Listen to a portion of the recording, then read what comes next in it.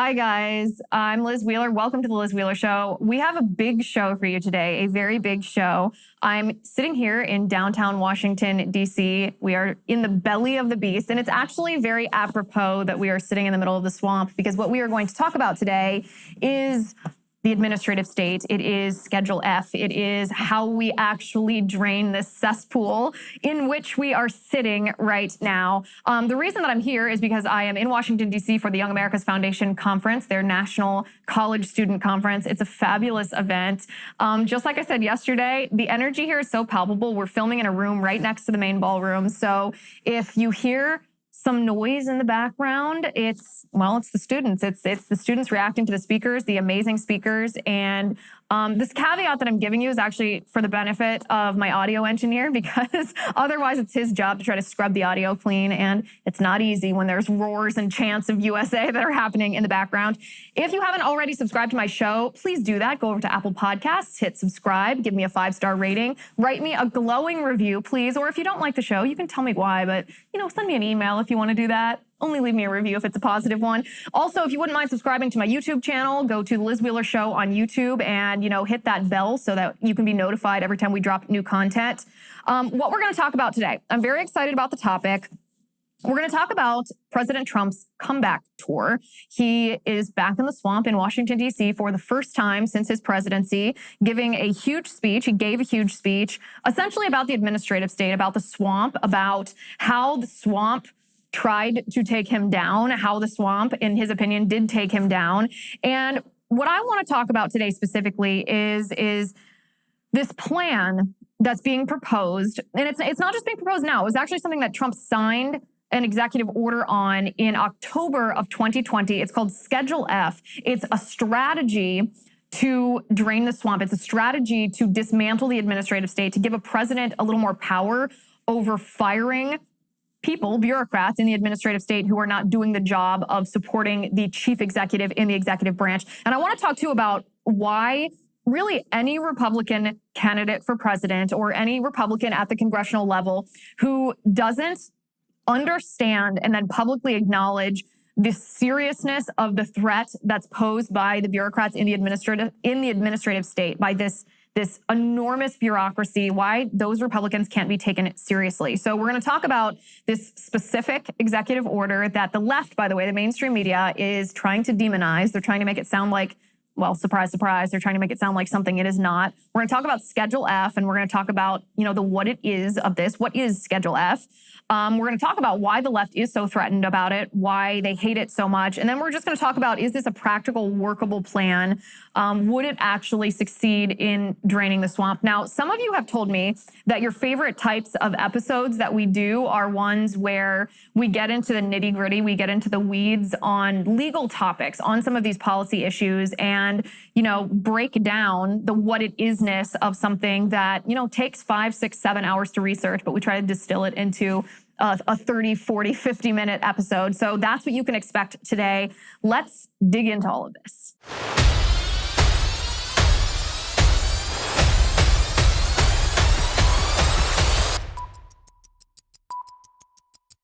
Okay, so let me tell you about Beam Organics. Beam Organics, I like Beam Organics because it is natural. And as you know, I'm a crunchy person who doesn't trust big pharma, but also I try to be as organic and earthy as possible. Not in the new agey way, but in the healthy foods way.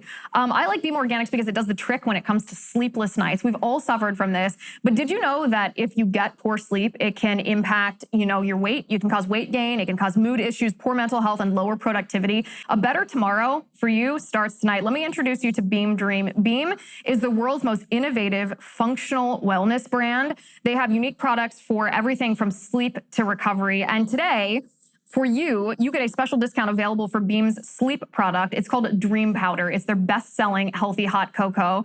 98% of people surveyed fell asleep faster when taking Beam Dream, and 99% of people experience better sleep quality. If you don't love it, you can get your money back. For a limited time, you can get $20 off when you go to beamorganics.com/Liz and use my promo code Liz at checkout. That's beamorganics.com/Liz and use promo code Liz at checkout for $20 off. beamorganics.com/Liz. Okay, so before we dive into Schedule F, before we look at what this is and why the left is so afraid of it and would it actually work, I want to just zoom out for a second and look at what President Trump is doing right now. He's in Washington, D.C., on what I think is the start of his comeback tour. We will have to see exactly what he's doing here, but he's sort of ramping up his appearances. And he appeared in Washington, D.C. this week. He appeared late last week at the Turning Point USA conference. And the interesting part of his appearance at the Turning Point USA conference was the fact that this straw poll made a lot of headlines. And I want to show you the straw poll on the screen. This straw poll found that 78.7% of Republicans who attended this conference, obviously, wanted President Trump to win if he ran in 2024. That's at least what the headlines claimed. But if you actually look at the question, and I don't want to raid on anybody's parade, that's not the intention of this. But if you look at the wording, the phraseology, or the methodology of this poll, you will find that the question isn't quite what the headline said it was. This is what the question is. If Donald Trump did run and the 2024 Republican presidential primary offers the following choices, for whom would you vote? Okay. So that question, that's an interesting question, sure, but it actually doesn't tell people what people want to know. A lot of people want to know, okay, in a hypothetical scenario, who would you pick to be the Republican presidential nominee? Meaning, do you want Senator Cruz? Do you want Governor DeSantis? Do you want President Trump? Who do you want to be president in 2024? And what this poll tells us is actually not what people want. What this poll tells us is that they would defer to President Trump and treat him as though he were the incumbent.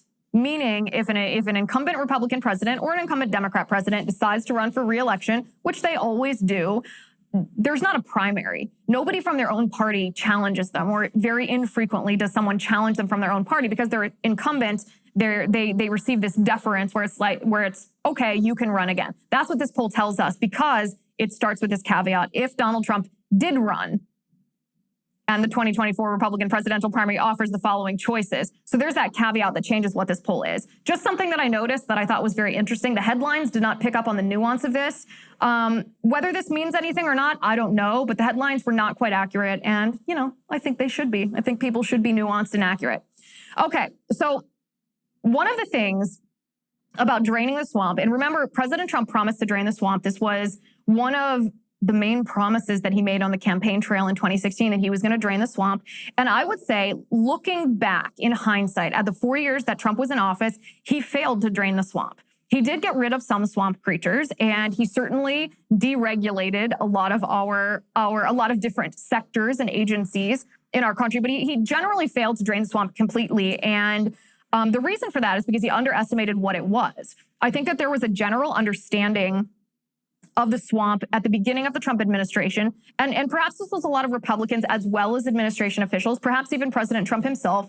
And their understanding was that there were a few bureaucrats at the top of each of these agencies that needed to be fired, that these political appointees that ran the agencies were the ones who were poisoning the agencies. The FBI is maybe a good example here, that, you'll hear even a lot of Republicans say, you know what? The everyday men and women who serve and sacrifice in the FBI, those people are good. Those people aren't political. It's the James Comeys at the top who are political. It's the Lisa Page and the Peter Strzok's at the top, these political appointees, the executives at the top that pollute it. And this was the generalized understanding of why the bureaucracy in our country and executive agencies was so corrupt. And it turns out that assumption that a lot of people made wasn't correct. And it basically, it can be condensed to President Trump underestimated what the swamp was when he made the promise to drain it. So he failed to drain it because when he made the promise, there was a lack of understanding of exactly what it would take to drain the swamp. So the swamp, of course, and this is just a brief history of what the administrative state is. When I say this phrase, administrative state, and I replace it often, I use them interchangeably with the swamp. What is this? What is the administrative state? Well, the administrative state is composed of government employees and officials in the different agencies in the federal government, and most of whom, the vast majority of whom are not appointed. They don't go through a confirmation hearing. They have no accountability to voters because they're certainly not elected. And it's actually nearly impossible to fire them, yet they have the power to interpret vague legislative words that defer to these agencies on rulemaking. They have the power to interpret these rules, basically imposing their version of their ideology through these rules on us and regulations on us as the people. This is just the very, very simple explanation of what the administrative state is. It's unaccountable employees and executive agencies who we did not vote into power. They're not accountable. They weren't confirmed even by our representatives in Congress, and they can't be fired. Yet they have a ton of power. And they've obviously been known to abuse their power. You can think of any, I challenge you actually to think of any agency that you can possibly think of. And I challenge you, can you think of abuse from that agency? I can't think of a single agency where there's not examples of abuse. So here's the thing. The administrative state, as it currently stands here in the United States, was not part of the design of our country. It's not part of the Constitution of the United States. So where exactly did it come from? Where did it come from? Because our Constitution was formulated to separate the powers at the federal level, to separate it into the executive branch, the legislative branch, and the judicial branch. And this was done deliberately so that we could have a system of checks and balances. And when you have this, it's not even a gray area. When you have this violation of the boundaries of the three powers of executive, legislative, and judicial, when you have the legislative powers deferring some of their legislative authority to the executive branch, these lines become blurred. These boundaries are broken. And in fact, if you want to look at it from a legalistic standpoint, there is a doctrine called the separation of powers doctrine, and there is a legal jurisprudence called the non-delegation theory.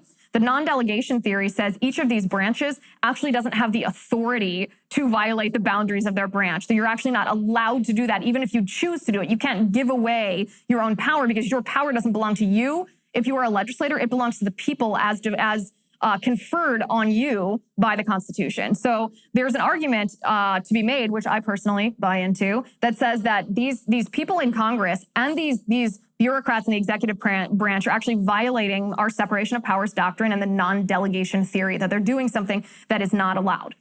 I guess regardless of whether they're not allowed or not, it's certainly an unwise thing to do. It's an unwise thing to do, well, for the obvious reasons, because what happens is these bureaucrats who have ideological agendas then interpret rules the way that they want and impose them on the people. So how did we get so off track is a question that we have to ask. How did this come into being? Because we didn't have this administrative state or this violation of separation of powers when our country was first founded. And the answer to that is the people that got us off track, wait for it, you're going to be really surprised by this, progressives. Yes, the left. The left, even back 100 years ago, the left actually got us off track on this. And it started with Woodrow Wilson. Woodrow Wilson, he was the 28th president of the United States. He served from 1913 to 1921. And Woodrow Wilson, it's funny to me that a man like this could even be president because he just fundamentally disagreed with our founding fathers that the purpose of government was to protect the rights of the people. Woodrow Wilson didn't believe that. He believed that government should actually take care of the people. He believed that government should do what his phrase was, do what the times demanded. So he believed in essentially a living constitution. He believed in the government welfare state.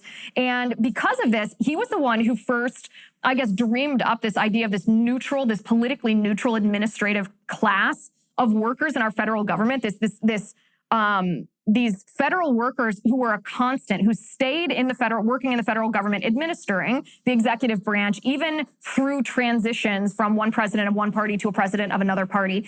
And to me, that's just ridiculous and absurd that, less than 100 years later, after he assured us that these would be politically neutral people who would just be there for continuity to administer the state, right? The administrative state, that, 95% of political donations from the administrative state are to Democrats, hardly politically neutral.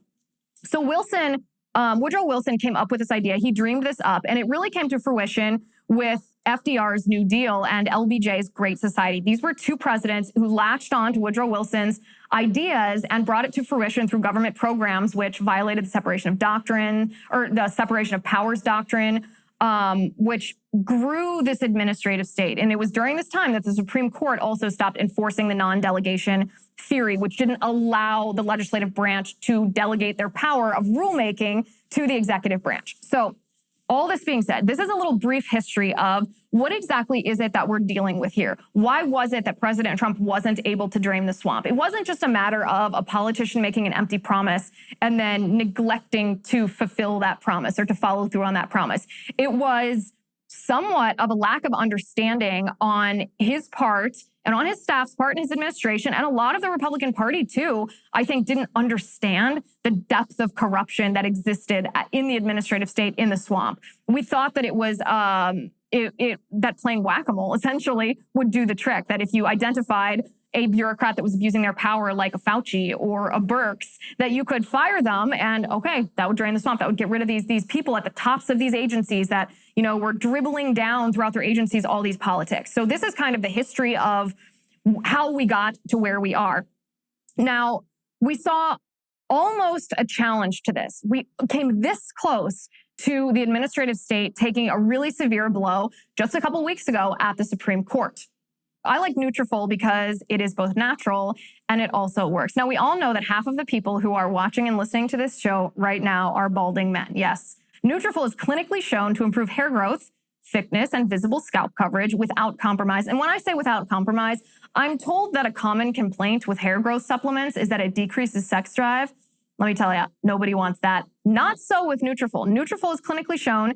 It's made of 21 natural ingredients that actually supports sex drive. It supports better sleep and less stress too, in addition to its hair growth properties. In a clinical study, men showed progressive improvement in hair growth and thickness after both 3 and 6 months. You too can grow healthier hair, and you can support our show, which, needless to say, is a win-win for us all, by going to NUTRAFOL.com and entering my promo code Liz to save $15 off your first month subscription. This is their best offer anywhere, and it's only available to U.S. customers for a limited time. Plus, you'll get free shipping on every order. Get $15 off at NUTRAFOL.com. It's spelled NUTRAFOL.com, and use my promo code. You have to use my promo code LIZ, Liz. Okay, so we came this close to seeing the administrative state dealt, a death blow at the Supreme Court. And actually, let me rewind and tell a funny story really quick. So a couple weeks ago, around the week before the 4th of July, I had spoken at a conference in California. And on the way back, on the flight back, I had a layover in Chicago and I ate some chia pudding in the Chicago airport. Yes, I know. Every time I tell this story, people look at me like, was that advisable? And the answer to whether you should eat chia pudding out of a vending machine at the Chicago airport is no, you shouldn't.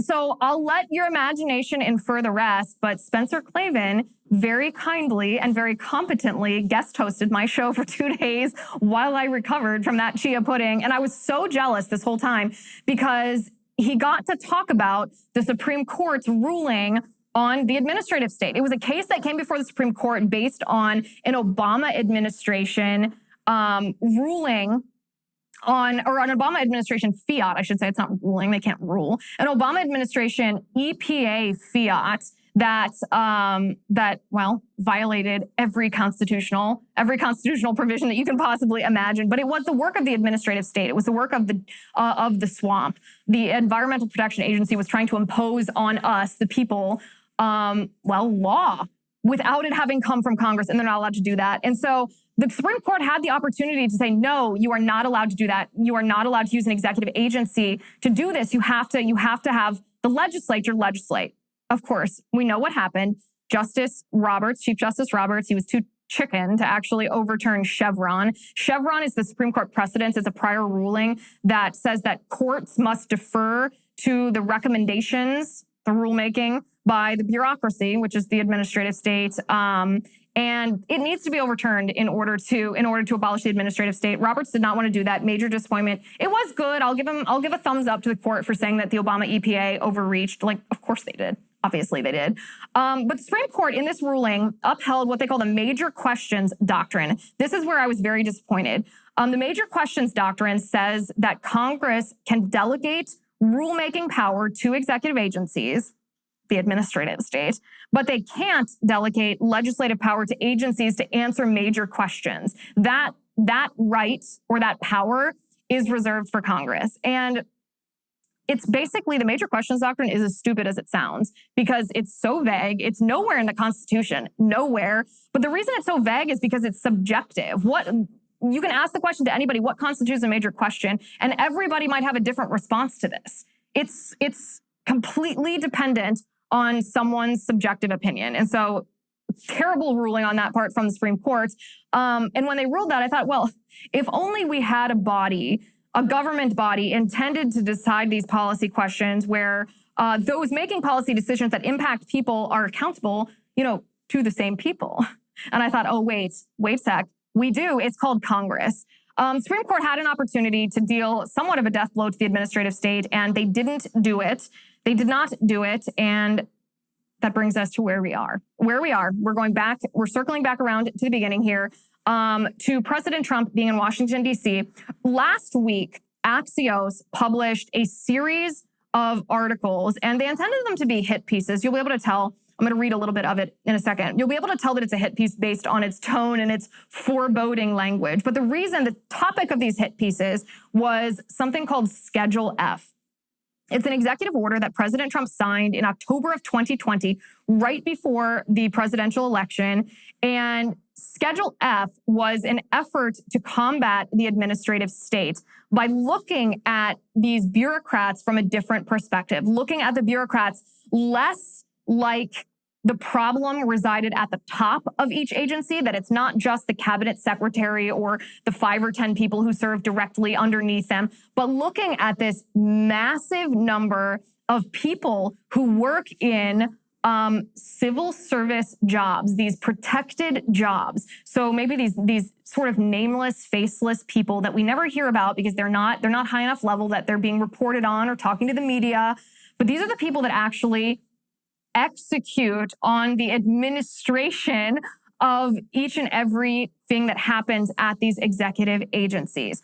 And so what Schedule F, this Schedule F executive order was supposed to do was allow the President of the United States to reassign a large number of these employees in the administrative state to something called a Schedule F employee. And a Schedule F employee would be designated as a political employee, which would then allow the president to fire that person at will, versus where it stands right now. The president can look at somebody in an agency, even a cabinet secretary can look at someone within their own agency that's doing a poor job. Maybe they're not even being political. There's basically no way to fire them.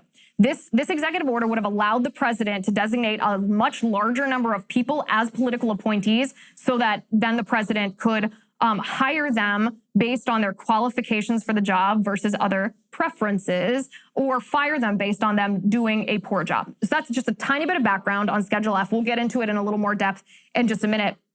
But Axios ran a series of hit pieces on President Trump's executive order. And they're acting like it didn't happen already, like it would only be something for Trump's second term. But I want to read a little bit of this article. This is what it's called. It's called A Radical Plan for Trump's Second Term. And it's written by an Axios employee by the name of Jonathan Swan. This is what he writes. Former President Trump's top allies are preparing to radically reshape the federal government if he is reelected, purging potentially thousands of civil servants and filling career posts with loyalists to him and his America First ideology. People involved in the discussions tell Axios. The impact, Swan writes, could go well beyond typical conservative targets, such as the Environmental Protection Agency and the Internal Revenue Service.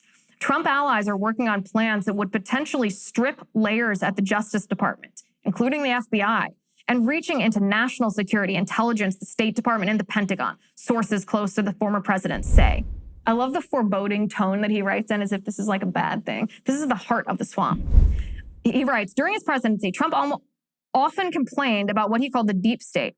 The heart of the plan is derived from an executive order known as Schedule F, developed and refined in secret over most of the second half of Trump's term and launched 13 days before the 2020 election. By the way, it wasn't like developed in secret in the sense that it was developed with some nefarious purpose. It required any kind of restructuring of the executive branch is slow. This is a very tortoise-like apparatus, and these changes have to be very legalistic, very nuanced, very detailed. This was not something that was concocted in secret in a back room somewhere. That's Congress. That's what happens in Congress. President Trump simply wrote this executive order and then, yes, issued it. And it took too long, of course, but what doesn't in Washington, D.C.? He goes, as Trump publicly flirts with a 2024 comeback campaign, this planning is quietly flourishing from Mar-a-Lago to Washington, with his blessing, but without the knowledge of some people in his orbit. Trump remains distanced by his obsession with contesting the 2020 election results, but he has endorsed the work of several groups to prime an administration in waiting. Personnel and action plans would be executed in the first 100 days of a second term, starting on January 20th, 2025. Their work could accelerate controversial policy and enforcement changes, but also enable revenge tours against real or perceived enemies and potentially insulate the president and allies from investigation or prosecution. And this is where he really gets unhinged here, because if the president is the chief executive, which he is, and presides over the executive branch, which is staffed with people who are completely ideologically opposed to the president and actually actively work to stymie his work, the president should have a right to fire those people. And it's not some kind of revenge tour. It's not some kind of retaliation. And it doesn't insulate the president from what? Like, why would you need to prosecute or investigate the president? He should be able to fire the people who works with him. That's how it works in any company. That's how any functioning apparatus works, that the person in charge is able to hire and fire people who are able to help him achieve the goal, help him achieve the agenda of whatever apparatus it is, in this case, the government. This is what Swan writes. They intend to stack thousands of mid-level staff jobs. Well-funded groups are already developing lists of candidates selected often for their animus against the system, in line with Trump's long-running obsession with draining the swamp. This includes building executive databases of people vetted as being committed to Trump and his agenda. The preparations are far more advanced and ambitious than previously reported. What is happening now is an inversion of the slapdash and virtually non-existent infrastructure surrounding Trump ahead of his 2017 presidential transition. These groups are operating on multiple fronts, shaping policies, identifying top lieutenants, curating an alternative labor force of unprecedented scale, and preparing for legal challenges and defenses that might go before Trump-friendly judges all the way to a 6-3 Supreme Court. Again, they're making it sound like this is so bad when, if you'll remember, one of the left's primary complaints that was constant throughout the Trump administration was the revolving door of Trump administration officials. Every time a well-known name who served in the Trump administration left, the mainstream media was like, oh my goodness, the end of the world. This person's leaving. Everything is disorganized. Who knows who's running what? We're in the hands of a madman who can't keep anybody around him. So marry that or contrast that with what this article is saying, that, oh my goodness, President Trump is planning for the next time. He's thinking about who he might staff with so that he picks better staff members. He actually wants to create lists of potential candidates who might fit certain positions. And they're painting this as if it's bad. Because why? Well, because Trump derangement syndrome doesn't have any ideological bent except for hating President Trump. It's not that a revolving door is bad in and of itself if the people are bad. It's not that preparing a list of potential staffers that might be qualified for certain positions is bad. It's that Trump's involved with both. That's why Axios, that's why the left is so afraid of this. So Swan goes on to talk about the centerpiece of this plan. He says Trump signed an executive order it's called Creating Schedule F in the Accepted Service in October of 2020, which established a new employment category for federal employees. It received wide media coverage for a short period, then was largely forgotten in the mayhem and aftermath of January 6th, and quickly was rescinded by President Biden. Sources close to Trump say that if he were elected to a second term, he would immediately reimpose it. Tens of thousands of civil servants who serve in roles deemed to have some influence over policy would be reassigned as Schedule F employees. Upon reassignment, they would lose their employment protections. New presidents, Swan writes, typically get to replace more than 4,000 so-called political appointees to oversee the running of their administrations. But below this rotating layer of political appointees sits a mass of government workers who enjoy strong employment protections and typically continue their service from one administration to the next, regardless of the president's party affiliation. An initial estimate by the Trump official who came up with Schedule F found it could apply to as many as 50,000 federal workers, a fraction of the workforce of more than 2 million, but a segment with a profound role in shaping American life. Trump, in theory, Swan writes, could fire tens of thousands of career officials with no recourse for appeals. He could replace them with people he believes are more loyal to him and his America First agenda. Even if Trump did not deploy Schedule F to this extent, the very fact that such power exists could create a significant chilling effect on government employees.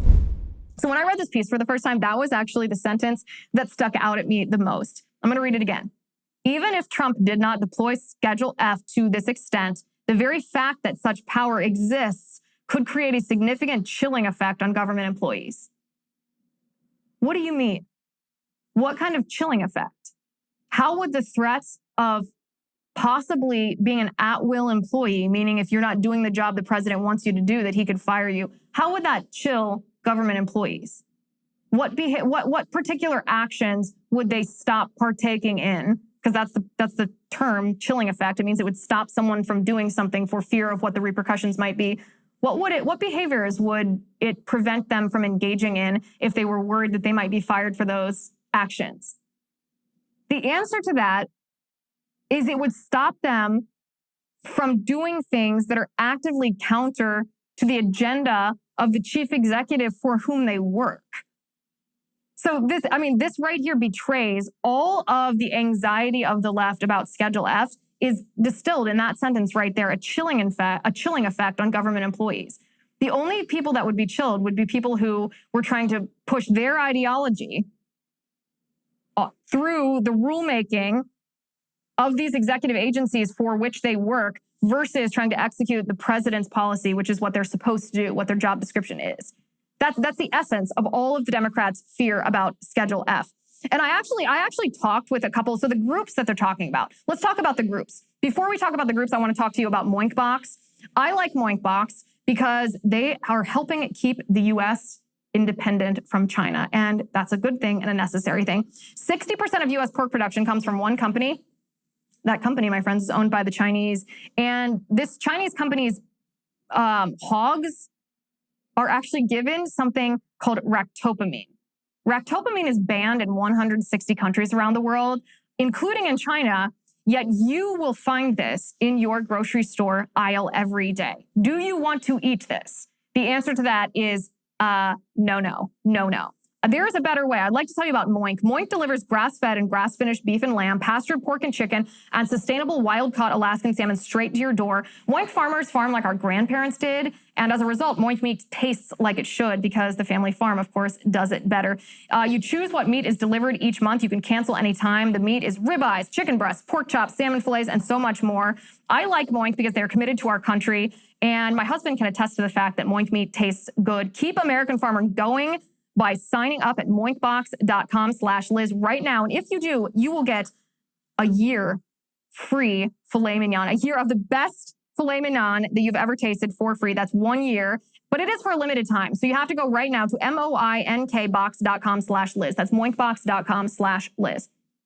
Okay. So the second part of Democrats' anxiety about Schedule F is not just this chilling effect that the possibility of being fired might have on the actions of these masses of government employees that staff the administrative state. The second part of their anxiety lies in who these groups are that President Trump is allegedly, reportedly relying on to help build these lists of people who are better qualified to staff these jobs in the administrative state. We're talking groups like Russ Vought's group. Russ Vought was the director of the Office of Management and Budget under President Trump. He is a stalwart conservative. He and his wife are friends of mine. We're talking about the Conservative Partnership Institute. We're talking about the Heritage Foundation. We're talking about the America First Policy Institute. All great organizations, all organizations that have their priorities straight. And these are organizations who are reportedly working behind the scenes to train staffers or identify people who are already trained and qualified to fill potential jobs in the administrative state if the president of the United States, President Trump, hypothetically in this scenario, were to be able to fire the ones who, the ideologues who are currently the swamp creatures. So I talked to Rachel Bovard at the Conservative Partnership Institute about this as I was studying up on this, and she had a very succinct response to their involvement in this project and what the goal is. This is what she said to me. She said, "We are trying to find and train competent, substantive, and tactical people to work in these positions should they open up." And I laughed when she said that because I thought, oh my goodness, this is so controversial. This is worth all the scare headlines that we're seeing from the left. Oh, these lists, they're putting together these secret lists of people. No, they're training people to make sure that we have competent employees to run the administrative state. Because the fact of the matter is, it's not just the cabinet level appointees at the top of each of these agencies who are corrupting the agencies with politics. It's actually staff members who are doing everyday government employee jobs, who are ideologues driven by their political agenda, who are actively trying to stop. They're actively trying to counter what's coming, even from the top of the agency. I just did a really, really interesting interview with former Secretary of Education Betsy DeVos. You can go to my locals, lizwheelershow.com/locals, and you can watch that if you want exclusive early access to that interview. And I talked with her about her experience at the Department of Education, because she said, listen, she had her priorities straight when she was at the Department of Education, but the staff members, not her immediate team that she brought in with her, but these civil service employees, the deep staters, right? The people who stay throughout administrations, they actively tried to subvert her directives. They actively tried to counter what she was trying to do at the Department of Education. And that's not an isolated incident. That happens over and over again. So these secret lists being put together by these organizations aren't anything to be anxious about, unless you are a leftist ideologue like the Democratic Party is, and you see this as a threat to your agenda, because you need the deep state to stop Republicans. All that being said, I find this whole discussion extremely interesting, because there were basically two concerns. There are two concerns that a lot of Trump supporters are feeling. They've articulated them to me. I've had any number of conversations with you guys and with other people who work in politics and people across the country, even family members who were very avid Trump supporters in 2016 throughout his whole presidency. But they have two concerns with the idea of President Trump running again in 2024. The first concern that a lot of people expressed to me is how President Trump handled COVID. The fact that he elevated Fauci and Birx to the position that they were in, the fact that he supported a lot of lockdown measures, the fact that he, to this day, brags about Operation Warp Speed, the vaccine, and pushes this vaccine, which is a big pharma scam, as we all know.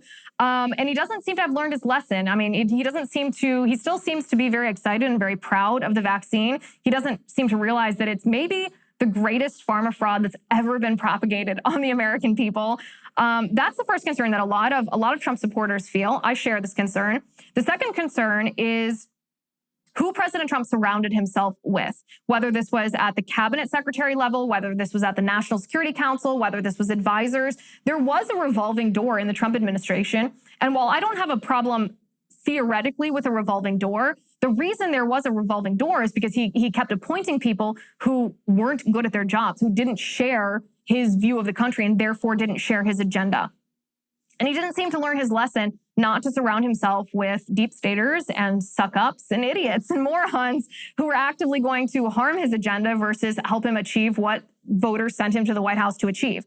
I generally share these two concerns with a good segment of Trump supporters about whether President Trump has learned his lesson if he were to run in 2024. There's also sort of a third element that should be considered if President Trump is going to consider running again. And that third element is, can he win? Because we have right now Joe Biden, who's extremely unpopular, he seems pretty easy to beat. Joe Biden, you really shouldn't have to campaign that hard to beat Joe Biden because of what he's done to our economy, because what he's done to the American people. But when you poll people about Joe Biden, even Democrats, they say they want someone else. They say they're ready for a change. But when you ask them, well, what if Trump runs again? What if it's Trump versus Biden? They actually push to the side a lot of their unhappiness with Biden because they're so blinded by Trump derangement syndrome. I hate to say this. I really do. I wish this wasn't true. But Trump derangement syndrome and the mainstream media's vilification of President Trump was incredibly effective. President Trump, in any other time, in any other era, the policies that he enacted are kind of just neutral Republican policies. There wasn't anything crazy ever. A lot of his tweets were bombastic. The way that he was nasty to some people, sure, that was, like it or hate it. But his actual policies, the political things that he did, were very neutral. I mean, think about the hate and the the outrage from the left about the border wall. President Trump's border policies were like the same as Bill Clinton's and Barack Obama's. But you'd never know that if you were listening to the mainstream media talk about it. You would think it was this crazy, radical, right-wing conspiracy. And so there is this third bar of concern. Is President Trump, could he win given the fact that the mainstream media and the left were so successful in vilifying him? I don't know the answer to that. I do worry about that. Okay, so the two concerns, though, COVID and who President Trump surrounds himself with, does Schedule F address either of those things? Now, Schedule F, I want to bring up Schedule F because I want to read the beginning of this executive order together. So the executive order itself is called Executive Order on Creating Schedule F in the Accepted Service. It is Executive Order 13957. It was issued on October 21st of 2020. The idea behind this executive order, by the way, for anybody who wants to look into this further, was created or discovered, really. He didn't create this concept, but it was discovered and put together by a man named James Shirk, who at the time worked for the Domestic Policy Council. So Google him if you're interested. Google exactly how he created this. It's kind of an interesting story. But this is what the executive order says. By the authority vested in me as president, by the Constitution and the laws of the United States of America, it is hereby ordered as follows. Section 1, policy. To effectively carry out the broad array of activities assigned to the executive branch under law, the president and his appointees must rely on men and women in the federal service employed in positions of a confidential, policy determining, policy making, and policy advocating character. Faithful execution of the law requires that the president have appropriate management oversight regarding this select cadre of professionals. The federal government benefits from career professionals in positions that are not normally subject to change as a result of a presidential transition, but who discharge significant duties and exercise significant discretion in formulating and implementing executive branch policy and programs under the laws of the United States. The heads of executive departments and agencies and the American people also entrust these career professionals with non-public information that must be kept confidential.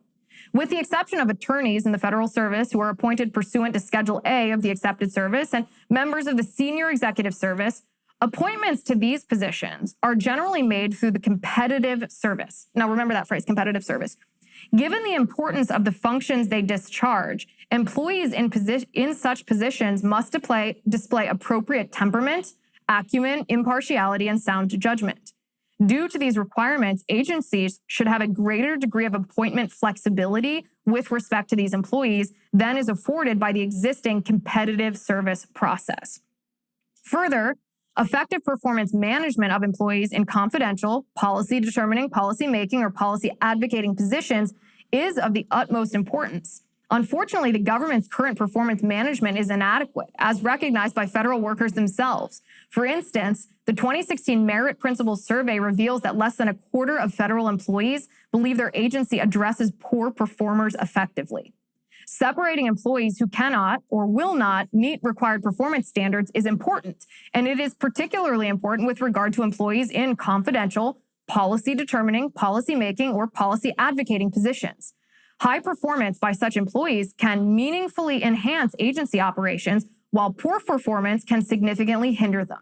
Senior agency officials report that poor performance by career employees in policy-relevant positions has resulted in long delays and substandard quality work for important agency projects, such as drafting and issuing regulations. Pursuant, the president writes, to my authority under Section 33021 of Title V, United States Code, I find that conditions of good administration make necessary an exception to the competitive hiring rules and examinations for career positions in the federal service of a confidential, policy determining, policy making, or policy advocating character. These conditions include the need to provide agency heads with additional flexibility to assess prospective appointees without the limitations imposed by competitive service selection procedures. Placing these positions in the accepted service will mitigate undue limitations on their selection. This action will also give agencies greater ability and discretion to assess critical qualities in applicants to fill these positions, such as work ethic, judgment, and ability to meet the particular needs of an agency.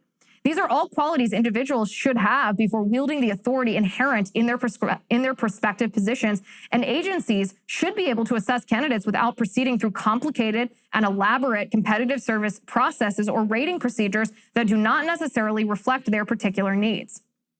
So, The reason that I read the beginning of this executive order is because it's painted as some draconian, overreach, restructuring, almost authoritarian power grab on the part of President Trump, and it's not. The language, as you heard, is actually very vanilla, very boring, almost very neutral, and it talks about this competitive hiring process. And that phrase is a little bit of what we talked about on yesterday's show.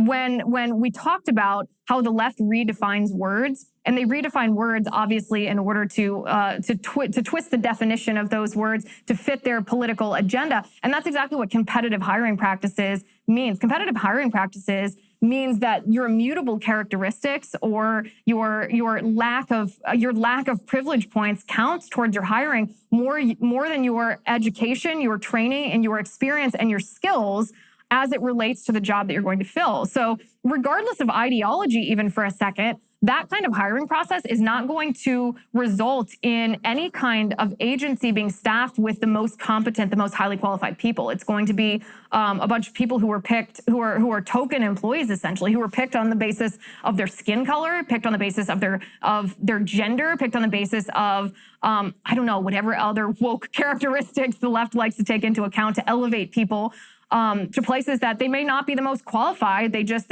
look or act a certain way, and that's enough for the left. That's all the left wants from them. But this executive order is not controversial. It also, by the way, doesn't apply to most of the 2 million federal employees. It would leave about 2 million in addition to the 4,000 that the president usually replaces, plus the 50,000 that this executive order could impact. That still leaves an additional 2 million employees that aren't easily fireable. So what does this executive order actually do? It gives the president's administration the ability to hire people based on their qualifications, not just based on their immutable characteristics, and it gives the heads of these executive agencies, including the president of the United States, the ability to fire people if they are poor performers, if they can't or if they won't fulfill the duties of their job, because the duties of their jobs are so serious that they have significant impact on whether projects and policies and regulations get done or don't get done, which means these individuals have significant influence over the overall political policy in the United States that impacts your life and impacts my life.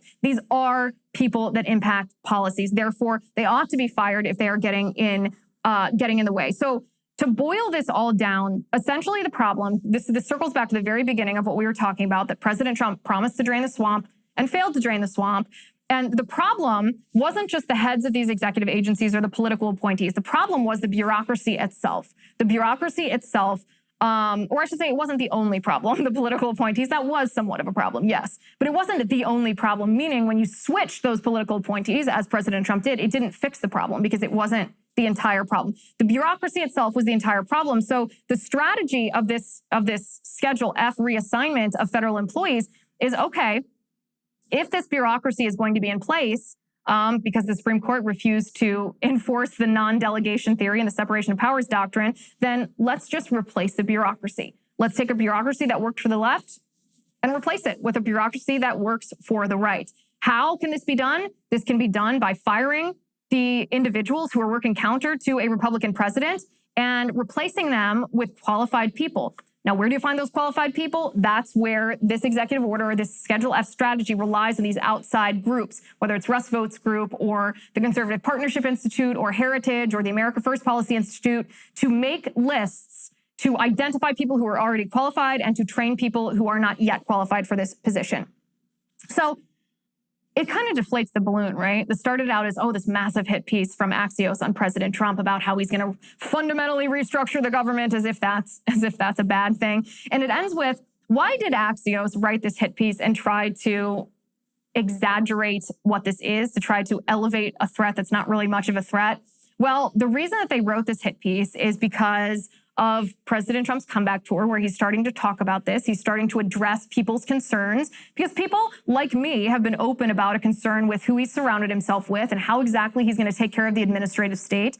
So he's talking about that, but it's also because when Axios writes a series like this, it's a signal to Democrats in Congress to put into place protections of the administrative state, specifically so that the Democrats can pass an appropriation bill that forbids the use of federal money in executing something like Schedule F. This is a hint, a nudge, a kick in the pants to Democrats to make sure that this can never happen. That's the crux of the Axios hit piece. But here's what I will say. This is the kind of plan that we should demand from any candidate, whether Trump ends up being the 2024 presidential nominee for Republicans or not, whether some other candidate ends up being. This is the kind of plan that we should demand from any candidate that we consider. Any candidate who doesn't have a plan like this should be disqualified in our eyes, because this is the kind of thing that has to be done in order for conservative principles to be effective at the highest office in our land. It's actually, by the way, kind of like what President Trump did in 2016, even in 2015, when he released that list of potential Supreme Court nominees and said, if I'm president, I will pick a Supreme Court justice from this list. That's kind of what this plan is. This is saying, listen, I understand your principles and here's how I'm going to achieve them. I'm not just going to sit here and verbally tell you that I share your principles. Here's how it's going to be done. And any candidate that doesn't recognize this can't be taken seriously, because honestly, there are a lot of candidates, there are a lot of politicians who do share values or who say they do, but they have no idea what the fight is. They have no idea how to fight this fight, how to actually drain the swamp. And so we, the American people, shouldn't just allow Republican politicians who want to be president or who want to serve in any kind of high-level Republican position in government to tell us we share your values. That should not be enough. We should require these politicians to show us plans just like this, to prove to us that they won't be stymied at the federal level, because if they are, then it's barely worth having them there at all. Okay, over on Locals, on the Liz Wheeler Show community on Locals, we are going to watch perhaps the funniest, but also so frustrating, so infuriating. Kamala Harris is a national embarrassment. I'm sure Vladimir Putin and Chinese President Xi Jinping watching this video actually laughed. And laughed because they know that the United States of America with Kamala Harris in charge can be crushed like a beetle. We're going to watch that video. Join us, lizwheelershow.com/locals. If you use my promo code, which is ACCESS, you can get 1 month free on your annual subscription. So why not? Join us, lizwheelershow.com/locals. Thank you for watching. Thank you for listening. I'm Liz Wheeler. This is The Liz Wheeler Show. The Liz Wheeler Show is produced by Jonathan Hay, executive producer Chad Abbott, director of photography Kevin McRoberts, editor Alejandro Figuerella, sound mixer Robin Fenderson, director of marketing Emily Washler, production and talent coordinator Matt Toffler, and senior publicist Patricia Jackson. This has been a Soundfront production.